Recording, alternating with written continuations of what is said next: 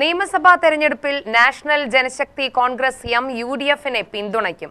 കഴിഞ്ഞ 10 വർഷമായി പിണറായി സർക്കാർ നടപ്പിലാക്കിയ ജനവിരുദ്ധ നയങ്ങളിൽ പ്രതിഷേധിച്ചാണ് UDF-നെ പിന്തുണയ്ക്കുന്നത് എന്ന് ഭാരവാഹികൾ പറഞ്ഞു.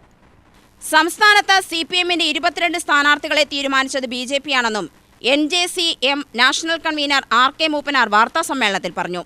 NDA-യുടെ B ടീമായാണ് കേരളത്തിലെ LDF പ്രവർത്തിക്കുന്നത്. അസറുദ്ദീൻ OWൈസിയെ ഉപയോഗിച്ച UPA-യുടെ വോട്ട് ഭിന്നിപ്പിക്കുന്ന തന്ത്രമാണ് SDPI ഉപയോഗിച്ച് കേരളത്തിൽ RSS നടപ്പിലാക്കുന്നത്. വർഗീയത ചീറ്റുന്ന വെള്ളാപ്പള്ളിയെ ശിവഗിരി മഠം തള്ളിപ്പറഞ്ഞിട്ടും പിണറായി വിജയനും MV ഗോവിന്ദനും ചേർത്ത് പിടിച്ചു. കേരളത്തിലെ ആശുപത്രികൾ കൊലക്കളമായി മാറിയത് ഈ സർക്കാരിന്റെ കാലത്താണ്.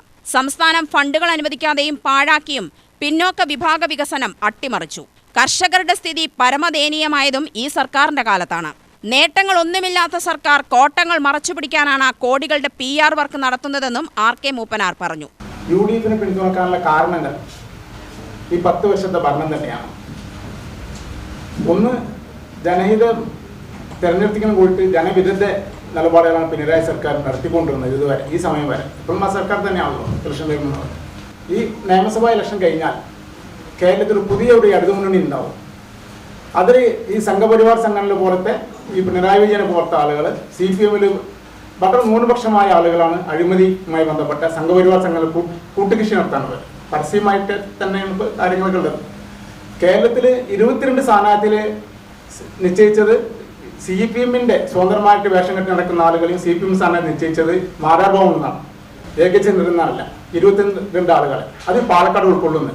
അങ്ങനെ അനവധി നിരവധി അറിയപ്പെടുന്ന നേതാക്കളൊക്കെ യഥാർത്ഥ ഇടതുപക്ഷക്കാരൊക്കെ UDF-ന്റെ ഒപ്പം വന്നു. അതിൽ സംഘപരിവാറുമായി ബന്ധപ്പെട്ട അലയൻസിലുള്ള കയ്യൊപ്പിലുള്ള ആളുകൾ ഈ അഴിമതി ചെയ്തുകൊണ്ട് ഈ കേസുകൾ മാറ്റിവെക്കൽ ഇതൊക്കെ ഉണ്ടല്ലോ, സുപ്രീം കോടതിയുമായി ബന്ധപ്പെട്ടൊക്കെ, അതുമായി ബന്ധപ്പെട്ടുള്ള പേടി കൊണ്ടാണ് അവർ നിൽക്കുന്നത്. അതെ, കുറേ ആളുകൾ. അപ്പോൾ ഈ വരാൻ പോകുന്ന ഇലക്ഷൻ കഴിഞ്ഞാൽ കേരളത്തിൽ ഒരു പുതിയൊരു ഇടതുപക്ഷം ഉണ്ടാവും. യഥാർത്ഥ ഇടതുപക്ഷം അതായിരിക്കും. സംസ്ഥാന പ്രസിഡന്റ് നബീബ് കൽപ്പറ്റ, ജോർജ് പൗലോസ്, KM ഷൗക്കത്ത് എന്നിവരും വാർത്താ സമ്മേളനത്തിൽ പങ്കെടുത്തു. UTV news, Palakkad.